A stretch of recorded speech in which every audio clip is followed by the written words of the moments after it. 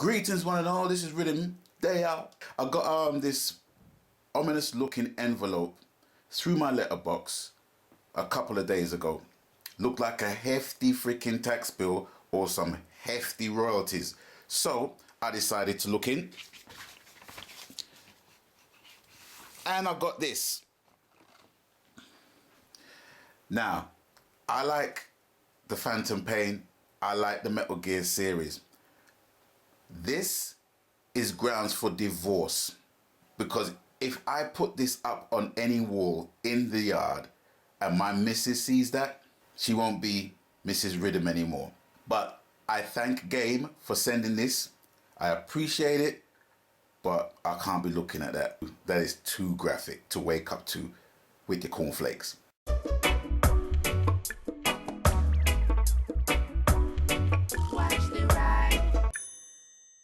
Greetings one and all, this is Rhythmworks and welcome to my channel with some more Destiny Taken King action style.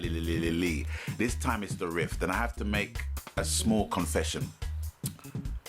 I'm quite liking the Rift. I'm quite liking Rift. I'm quite liking that mode because someone explained it to me, and it cost me getting blocked by the person that explained it to me, which I will explain. Now, the individual you will see him he's I'm Prime 17, and he was the guy that actually got me the Vault of Glass level 35. Now, before you jump to any conclusions, there was no raging, no arguments, no cussing involved. However, when we joined up as a fire team the morning, he basically wanted to do some stuff and what have you, and I wanted to do some stuff, and I told him from beginning, I said, look, you know, seeing as you got a really big knowledge of the game, you know, can you lightly Sherpa me in getting what I need to get, you know? And he said, yeah, okay, no problem. But he was so wrapped up and involved in what he was basically doing that he forgot about me in the process. Basically, he just assumed that I knew what I needed to basically do, which wasn't his fault. You know, gamers do that. But aside of that, I really want to talk about a program that I saw last night, and the show's called Are Video Games Really That Bad? And it was from a series called Horizon, which takes a scientific approach at contemporary issues. Do you know what I mean? From food to drink, you know, to whatever, but they take a scientific approach in delving to find out the answers to the questions, the meaningful questions that we ask. And video games had an airing, and there was you know, some contributors to that. I forgot what the guy's name, but he was from IGN. He was contributing to the show as well. But anyway, I digress. I was watching the program with my missus, who has not a gaming bone metatarsal in her body, right? She has none of that shit. She has no interest in it, not even mobile gaming. She's not interested in it whatsoever. And we watched the program, and she had a more, I wouldn't say deeper understanding, but she had a more empathetic understanding of what gaming is about for people. I mean, she's not a gaming widow. You know, I don't neglect her and my yard and my bills and my family for gaming. But it's something she knows that I enjoy because I work hard and I like to play hard. So, you know, if that wasn't the case, she would have left me a long time. But anyway, there were certain things that was covered in that. Number one was putting 30 gamers together and having them play violent video games and then actually show them real footage of real life violence. Real violence, not no TV film violence. Real violence, like news violence. Right? And I think it was 30%, which was like 10 of the 30 people was not affected by it. Me personally, you know, I can play the most violent of video games, but then I could watch the news when I'm on a break and see something with the Islamic State, the so-called Islamic State, shepherding like 200 people in one big mass grave and fucking shooting the whole lot of them. And that, you know, that kind of wakes me up in thinking, oh, shit, you know, I'm kind of representing what's been happening. In theory, you know, not in practice, if that makes any sense. You know, I'm not condoning it, you know, because I'm making a distinction between video games and reality. But sometimes, you know, if you're a sensitive soul like me, it does affect you. For some people, it just doesn't affect them. But that doesn't mean it makes them violent. What else? Addictions. They were trying to ascertain what makes video gaming addictive, a proper addiction like gambling and drugs. You know what I mean? And I can identify with the addiction. I think the one episode where I've had a proper addictive behavior towards video games was in the Sega Mega Drive generation, where I played Lemmings of all games, because that was a game that had a cult classic status to it. And I started playing it because I didn't know how the game worked. But then when I found out how the game worked, I played that game on the Mega Drive for 72 hours straight. And before you ask, yes, I took bathroom breaks. Yes, I washed. Yes, I ate, but I didn't sleep. And I played that game, Lemmings, for 72 hours straight.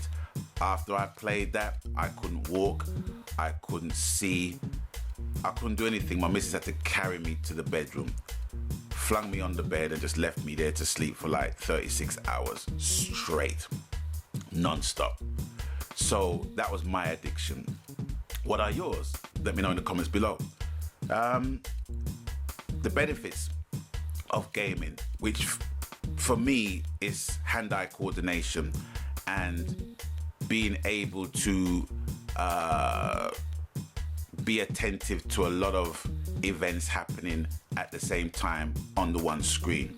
And first-person shooters are notorious for that. Gamers who play that type of games are very notorious for being able to literally scope out something in seconds and see what's happening and what's coming from many different directions. And playing first-person shooters as a multiplayer, as part of a clan and part of a group, you know, there's an organization there. Another one was basically, I saw that there was a doctor who invented a game which was more or less, it was a video game, but the video game was more or less replicating keyhole surgery. And that was one of the examples that I saw as well. And it was a pretty good program. It was a pretty interesting program, but it didn't tell me anything that I didn't know. But I think it was for the benefit of non-gamers, for them to understand exactly, you know, what goes on in the gaming world. And it's a different era as well, because it's making more money than freaking Hollywood movies. I mean, come on, man, you know? And that's it. That's what it is. Now, for me, although I believe that video games does not necessarily make one violent, it does make one rage. And you don't even have to be vocal to be arrogant, if you like. The type of gamers that I come across, which I have problems with, but I have to say something to, are the passive aggressive ones. And when I say passive aggressive ones, I mean people that you have in a team, for example, that basically we go into a mission and they don't ask anything, they don't set up no comms, they don't line up a strategy, they just go in the map and just runs and guns without no consideration for the teammates. You know, they run across the map, they ride across the map, not knowing that the person that they're rolling with knows the map's layout, has got map awareness or what have you, and kills everything before you get there. Passive aggressive. And this guy, I'm Prime 17, is exactly one of those guys. Now, it's not his fault, he just plays a certain way. And I remember he saying to me that when he first played Destiny, he played it on his own for a long time, but then when he started playing with other people, he got to like it a whole lot more. But sadly, after playing with him, his habits hasn't changed. He still is that Sherpa that wants to carry people and have people watching him play. You know what I mean? And that's the reason why I put up the video. And it kind of ties in with the program that I basically watch about if people playing violent video games turn out to be violent themselves. It doesn't make them violent, it just makes them more aggressive in their gameplay and wants to do more in that gameplay than their co-op partner or their clan or teammate or fire teammate in this case of Destiny. There's nothing wrong in that, but you have to kind of make the distinction as to playing alone with a solo head, you know, and playing with a team and having comms, because that's how I play. And I had to tell him that. I said, look, you know, I can't play that way. I didn't like Rift because nobody was telling me how to play the game, because I didn't know how to play the capture the flag type of mode, you know. And I had to say, look, explain it to me. If you explain it to me, then I'll know exactly what I need to do, and you don't have to tell me anymore, and I can get to where you are in terms of gameplay. And he said, oh, okay, sorry, my bad. And I said, okay, no problem, not a problem. But then look, he turns around and he blocks me. He didn't delete me, he blocked me. Because I had to tell him that. Do you know what I'm saying? But anyway, that's just the way the cookie crumbles. But thanks for stopping by, and thanks for watching the video. And yeah, about your addiction to gaming, your most extreme addiction to gaming. Please, I want to hear from you. I want to hear what has been your most addictive time on gaming. Me, 72 hours playing Lemmings on the Sega Mega Drive. What is yours? Please let me know in the comment section below. And as always, you know the coup.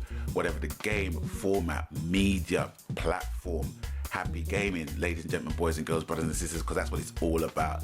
And until I catch you on the next one, stay blessed. Megan.